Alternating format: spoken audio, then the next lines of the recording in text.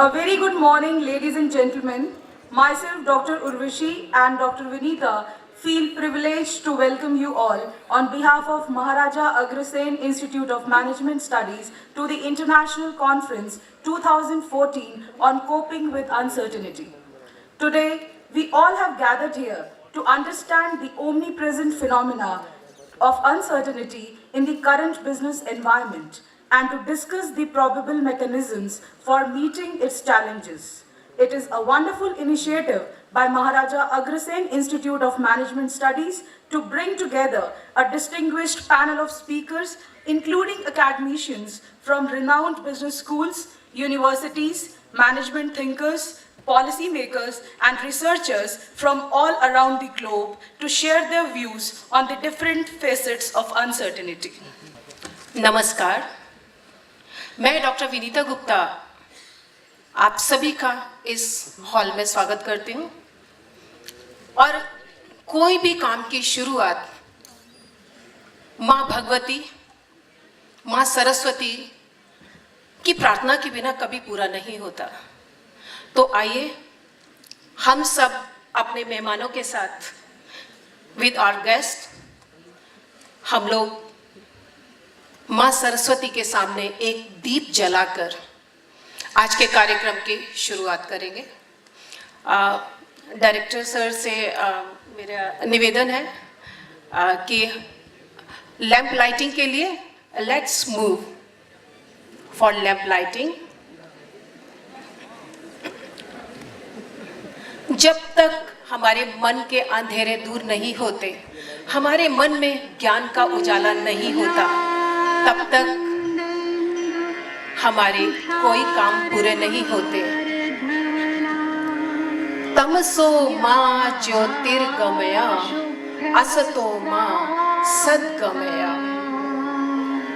तमसो मां ज्योतिर्गमया, अंधकार से प्रकाश की ओर हमारी यात्रा अब शुरू होती है।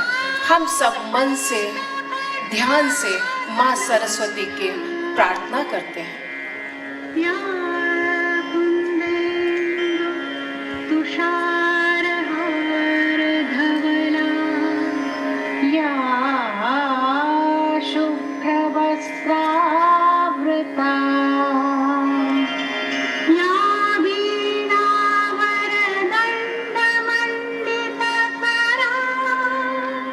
May I have a round of applause, big round of applause from the audience.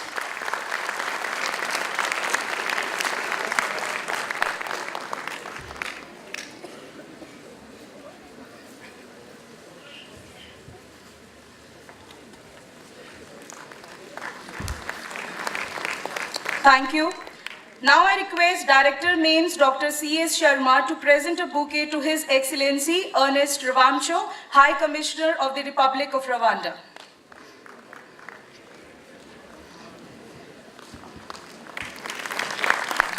We welcome you, sir. Now I request Shri Mohan Garg ji to present a bouquet to Honorable Joseph Kabakeze from Rwanda High Commission.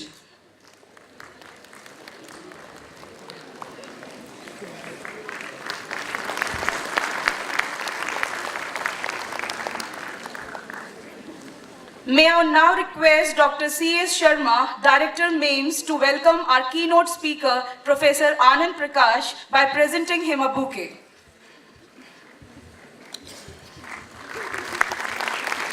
We welcome you, sir.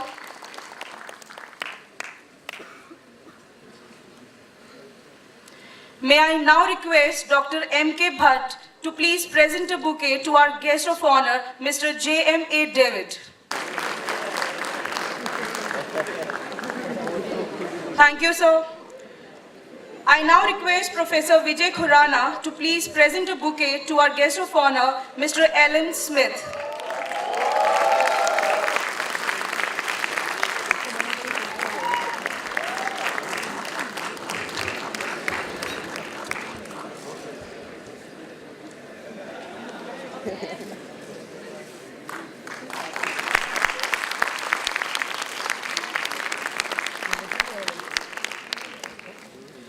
Now I request Director MAIMS Dr. C.S. Sharma to present a bouquet to the chief guest for today, Shri Ajay Sahai. We welcome you, sir.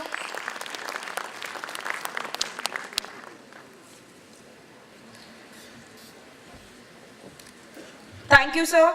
May I call upon Dr. C.S. Sharma, Director MAIMS, who is a continuous source of enriching all of us, to welcome the gathering and make the conference open.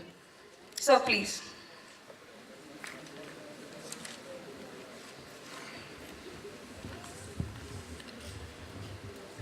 Professor Anand Prakash, His Excellency Mr.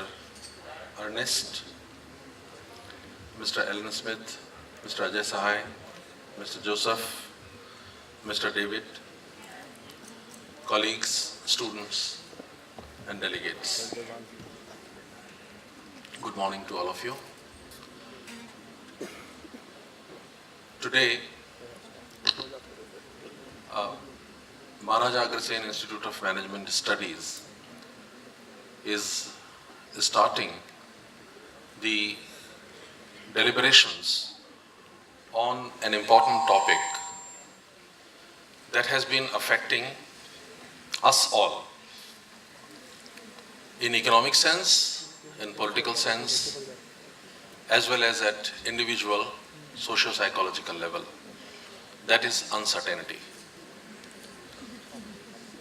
How to cope with uncertainty in different arenas of life, how to cope with uncertainty in the success of business, how to cope with uncertainty in the political area, how to cope with uncertainty in our personal lives. These are some of the issues on which we are going to deliberate over the next 2 days. I welcome you all on behalf of Maharaja Agrasen Institute of Management Studies, as well as Maharaja Agrasen Technical Education Society, which runs this institution. To my guests, I would like to inform that Maharaja Agrasen Institute of Management Studies is run by Maharaja Agrasen Technical Education Society. And the greatest thing about these two institutions is that the institutions are in private sector. But unlike the regular image that we have of the private sector, that it runs for profits, it is not correct for this institution. It is run on truly philanthropic lines. The focus here of this institution is not to create profit, but to provide service in terms of education to the society at lowest possible cost. The deficits are not met with, if deficits are there, they are not met with by reducing the expenditure. Instead, the donations come from the trustees. So in that sense, the institution is run along the same lines as the Ivy League universities of the United States and some of the best institutions of Europe. And that is why in a short span of about 15 years' time, this institution has been able to make a place for itself. I welcome Mr. Ajay Sahai, the chief guest. He has spared his valuable time.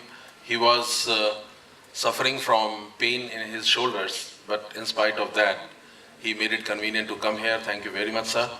Professor Anand Prakash, who is a professor of psychology, a well-known psychologist in this country at University of Delhi. He also shoulders the responsibility of Dean International Relations. And it has been really very difficult for him to have spared his time, but he was kind enough to have agreed to come here and conduct the workshop. Not only be a keynote speaker in this session, but also to conduct the workshop. And I'm sure the delegates are going to benefit greatly with whatever he delivers in the workshop that will start after the inaugural session. I also welcome Mr. J.M.A. David, General Manager, Oriental Bank of Commerce. Thank you very much, Mr. David, to have come here. Uh, Oriental Bank of Commerce is one of the important sponsors of this event, and I have been told that in the previous years also, Oriental Bank of Commerce has liberally supported the events, intellectual events carried out by our institution.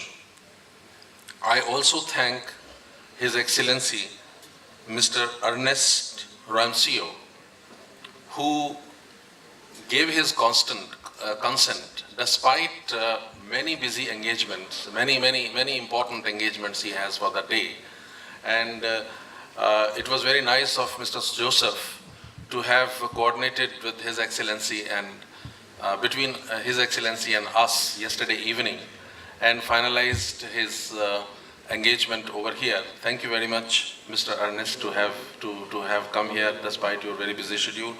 I also thank another academic among us, Mr. Alan W. Smith, who is a British citizen, has been in India for the last 1 year's time and is leaving India tomorrow. He is very busy, but in spite of that, he has come here. Actually, when the organization was going on, at every moment in the organization process, we were coming across lots of uncertainties. Will His Excellency be here or not? Will Professor Anand Prakash reach on time here or not? Will Mr. David be able to come here in spite of his departure tomorrow? And so on. And there was an uncertainty about Mr. Ajay Sahai also because he was not feeling well. And just yesterday he was in Mumbai. So we were actually organizing a conference on uncertainty, and at every step we were facing the uncertainty, but somehow there have been forces at work which have helped us overcome the uncertainties. What are these dimensions of uncertainty? A very important dimension of uncertainty about us Indians is observed by the people coming from other countries. Mr. David, when he was talking to me in my room before coming here, he told me, he was actually bored, his expression was bordering exasperation. He said, when I talk to Indians here, a lot of things are talked about, a lot of plans are unfolded, but more often than not, things come to a naught. And then we had some discussion on why Indians are different from the Westerners. Happiness index among Indians is quite high.